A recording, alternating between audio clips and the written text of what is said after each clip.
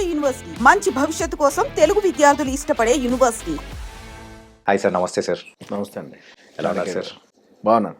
తనకి full happy, ఖుష్, court తెచ్చిన happiness మొత్తం మీ ఫేస్ లో అనిపిస్తుంది. అవునండి, Yeah. చాలా మంచి మూవీలో చేశాను, చాలా మంచి తృప్తిగా ఉంది, హ్యాపీగా. మీరు ఇచ్చే ఎక్స్ప్రెషన్ మాత్రం నాకు పర్టికులర్గా ఒకటి చెప్పాలి సార్. హర్షవర్ధన్ గారితో మాట్లాడేటప్పుడు మంగపతి గారు ఉంటారు అండ్ హర్షవర్ధన్ గారు కంప్లైంట్ రాయాలి అని అంటే ఎవరైనా కానీ అటు చూసి ఆ ఇవ్వు అని అంటారు. మీరైతే అని చెప్పేసి చేత్తో చూపిస్తారు.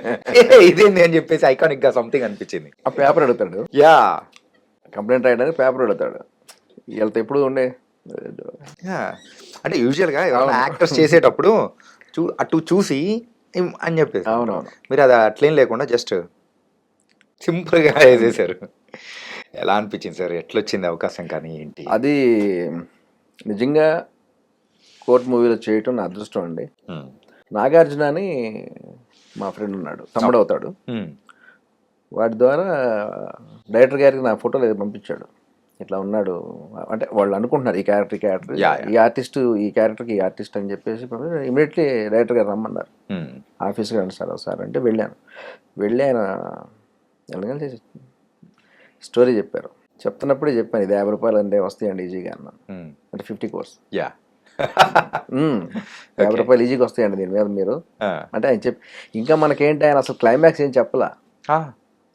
ఆ సినిమాలో అసలు దీంట్లో ఉండే క్లైమాక్స్ అంటే ఆ 16 నిమిషాలు వాళ్ళు అక్కడ ఏం చేశారు రూమ్లో అనేది ఉంటుంది కదా. పిల్లలు ఎవరి ఊహలు వాళ్ళు ఆలోచించుకుంటారు. అంటే ఎవరి మనస్తత్వం అనేది అంటే వాళ్ళు ఆలోచించుకుంటారు. అలా అసలు అది చెప్పకుండానే చెప్పాడు. ఇప్పుడు అది రివీల్ అయిన తర్వాత ఇంకా పెరుగుతాయి కలెక్షన్స్, ఇంకా పెరుగుతాయి. అంటే మనం చెప్పిన 50 రూపాయలు కాకుండా ఇంకా వస్తాయి. కానీ సార్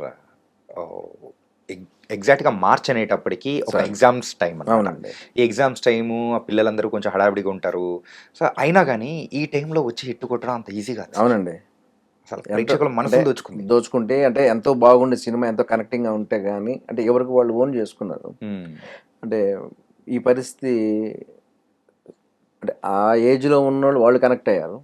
మంగపతి లాంటి ఏజ్లో అంటే ఆ రెస్పాన్సిబిలిటీగా ఉన్నటువంటి వాళ్ళు కనెక్ట్ అయ్యారు. అడ్వకేట్గా ఇప్పుడు ప్రియదర్శి గారు అద్భుతంగా ఆయన సినిమాలు అసలు మన మల్లేశం కానీ బలగం కానీ ఇది కానీ ఆయన ప్రతి సినిమా డిఫరెంట్గా ఉంటుంది.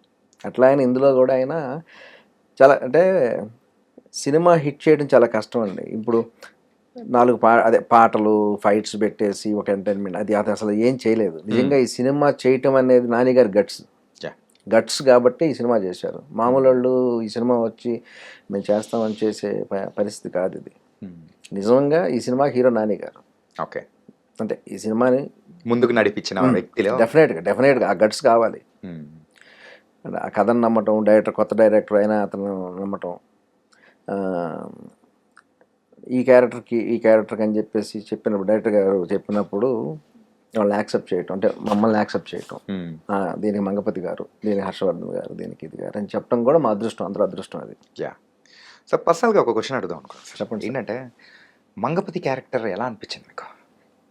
మంగపతి క్యారెక్టర్ అంటే అది చెప్తున్నా కదండి, ప్రతి ఆడపిల్ల ఉన్న ఇంట్లో ప్రతి వాళ్ళకి బాధ్యత, అంటే బాధ్యతతో భయంతో కూడిన బాధ్యత.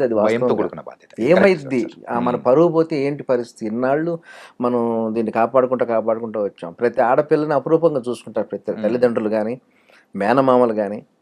తల్లిదండ్రులకి అంటే తండ్రికి ఎంత ఇది ఉంటుందో మేనమామకు కూడా అంతే కేరింగ్ ఉంటుంది పాప మీద, వీళ్ళ మీద. వీళ్ళని ఏంది చక్కగా పెంచాము, ఎత్తుకున్నాం, చదివించిన తర్వాత వాళ్ళకి ఒక మంచి సంబంధం వస్తే చూసి ఆనందించి అలా ఉండాలని అనుకుంటారు. ఎవరు కూడా మా అమ్మాయి ఇంటర్ అయిపోగాలను డిగ్రీ అయిపోగాలను ఎవరైనా లవ్ చేసి వెళ్ళిపోతే బాగుండని ఎవరు అనుకోరు కదా. అలాంటిది ఏదన్నా జరిగిద్దేమో అనేటువంటి మంగపతి క్యారెక్టర్. అందులో శివాజీ గారు బ్రహ్మాండంగా చేశారు. ఆయన మామూలుగానే ఏదైనా ఉంటే ప్రశ్నిస్తాడు. అట్లాంటిది పిల్లలు ఇలా దారి తప్పుతున్నారు అన్నప్పుడు ఇంకా అది అతను ఆవేశాన్ని ఆపలేం. ఓకే, దాంట్లో బ్రహ్మాండంగా చేశారు అని ఆయన. బయట ఒక చిన్న డిస్కషన్ జరుగుతుంది సార్, చెప్పండి. ఏంటంటే మంగపతి రైటా రాంగా అని చెప్పేసి ఒక డిఫరెంట్ డిస్కషన్.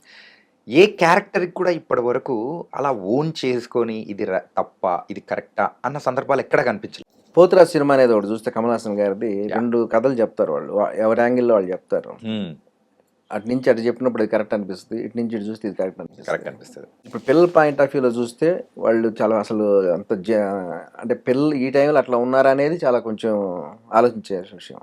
ఉమ్, వాళ్ళ పాయింట్ ఆఫ్ వ్యూలో పిల్లలు చూస్తే వాళ్ళు ఏంది అసలు ఆ రూమ్లో ఏం జరిగిందని చూపించిన తర్వాత మనకే అరే అనిపించేసింది. యా ఏదేదో అనుకున్న మైండ్ సెట్లో అరే అది మంగపతి గారికి అంటే ఇన్నాళ్ళు పెంచుకున్న తర్వాత ఈ పాప మన పాప చేజారిపోతుంది, మన పరువు పోతుంది అనేటువంటి దీంట్లో అతని పాయింట్ ఆఫ్ వ్యూలో అతను కరెక్టే. ఉమ్. ఇక్కడ ఎవరు రాంగ్ రైట్ అనేది మనం చెప్పలేం.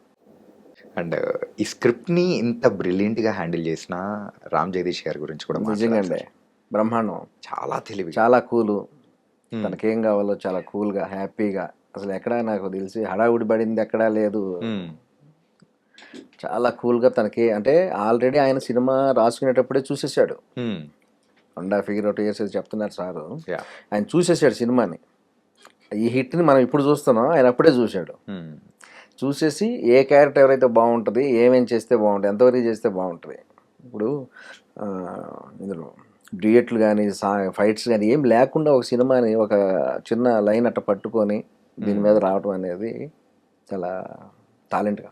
కానీ ఇంకొక విషయం అనేది కూడా పర్టికులర్గా మాట్లాడుకోవాలి సార్. సార్ ఎప్పుడైనా కానీ ఒక మన ఇంటి అమ్మాయిని ఎవరన్నా ప్రేమిస్తున్నారు అనేటప్పటికీ అది వైలెంట్ గా చూపించే విధానం అనేది మనం చూసాం. అవును, ఒక్క రక్తపు చుక్క అనేది కూడా పడకుండా డీల్ ఫైట్ చేసిన విధానం.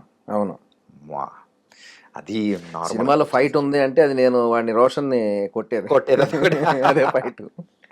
ఆ ఇంటి దగ్గర ఆ ఇంటి ఎప్పుడైతే దగ్గర మీరు తీసుకెళ్తూ ఉంటారో. మగపతి వారి మీదకి వస్తుంటే యా ఏంటని అని వాడి మీద అదే ఫైట్ నాకు తెలిసి. ఓకే, మరి ఆ ఫైట్ కంపోజ్ చేసింది ఎవరు సార్? మీరేనా? డైరెక్టర్ గారు 2 బేకండి అన్నాడు. యా ఓకే సార్, ఈ మూవీకి మీకు వచ్చిన గుర్తింపు కానీ సార్. సో అంతా దట్ వాస్ డిఫరెంట్. కాకపోతే మీ ప్రయాణం ఇప్పుడు అప్పుడు మొదలైంది కదా సార్? ఎప్పుడో అవునండి, ఎప్పుడు మొదలైంది సార్? ఇంచుమించు 2007 అండి. ఓకే, మన మరుదురు రాజా గారు ఆయన 150 సినిమాలకు అప్పటికి 150 సినిమాల దాకా మోర్ దెన్ రాసి ఉన్నాడు. రైటింగ్ రాసి ఉన్నాడు. ఆయన ఒకే ఒక సినిమా చేశాడు, ఇంక చేయనని కూడా చెప్పాడు నాకు. చాలా మంది చేయను, ఒక సినిమా చాలు అన్నాడు. దాంట్లో చేశాను నేను. ఓకే, దాంట్లో అధ్యక్ష అనే అందరికి వందనాలని ఆ మూవీ అది, దాంట్లో తీసుకున్నాడు ఆయన. నేను వెళ్ళి అడిగాను, అన్నయ్య ఎట్లా, అప్పుడు చాలా అంటే కొంచెం చిన్న వయసు, నేను చేయాలనుకుంటున్నాను సినిమాలు అంటే అని చెప్పి మంచి క్యారెక్టర్ ఇచ్చాడు ఫస్ట్ సినిమా. ఈ ఇండస్ట్రీ సైడ్ రావడానికి యాక్చువల్గా మిమ్మల్ని ప్రోత్సహించింది కానీ లేకపోతే ఇంట్రెస్ట్ ఎవరైనా ఉన్నారా లేకపోతే ఎట్లా? ఏం లేదండి, చిన్నప్పటి నుంచి సినిమాలు అంటే ఇష్టం. నేను చెప్పాను, లాస్ట్ ఇంటర్వ్యూలో కూడా చెప్పాను, బడికి పోకుండా గుడికి పోయిన రోజులు ఉన్నాయి నాకు. గుడి అంటే నాకు సినిమా, బడికి పోకుండా గుడికి పోయి ఉన్నాను. సినిమా అంటే అదొక ఇక ఇన్బిల్ట్ చెప్పొచ్చు లేదు, స్కూల్ ఎగ్గొట్టి వెళ్ళామంటే ఇప్పుడున్న పిల్లలు మళ్ళీ ఇదవుతారు. సినిమా అంటే ఇష్టంగా ఉండేది. ఆ సినిమా మీద వచ్చిన తర్వాత ఆ సినిమా గురించి మాట్లాడుకునే టాపిక్ కానీ లేకపోతే సినిమా ఇలా కాకపోతే ఇలా కదా అనేది. కానీ ఇక్కడికి వచ్చింది తెలిసింది ఎన్ని కష్టాలు ఉంటాయి అంటే, ఏది స్క్రిప్ట్ వైజ్గా కానీ లేకపోతే డైరెక్షన్ డిపార్ట్మెంట్ అంటే మనం అక్కడ కూర్చొని సినిమా ఎట్ట కాదు అట్లా తీయాలనేదో మనం వదిలేసుకుంటాం మాటలు. కానీ అది చాలా కష్టమైన విషయం అండి.